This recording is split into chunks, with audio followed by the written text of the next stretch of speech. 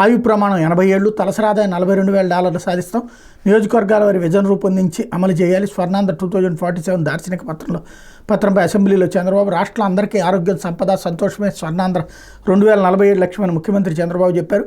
ఉద్యోగ ఉపాధి కల్పనతో పాటుగా రైతుల ఆదాయాన్ని పెంచుతామని, మహిళల ఆర్థిక అభివృద్ధి కృషి చేస్తామని హామీ ఇచ్చారు.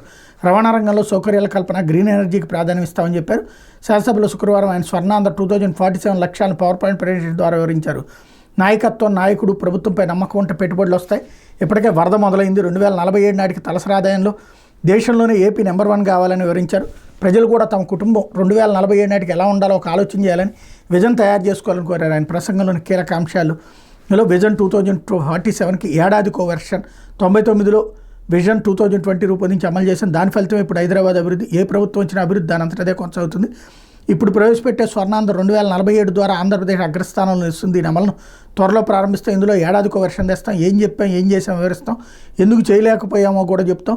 పర్యవేక్షణకు రాష్ట్ర స్థాయిలో విజన్ మేనేజ్మెంట్ యూనిట్ ఏర్పాటు చేస్తున్నాం. జిల్లా, మండల స్థాయిలోని పర్యవేక్షణ వ్యవస్థలు ఉంటాయన్నటువంటి వార్తని హైలైట్ చేశారు. ఇకపోతే నన్ను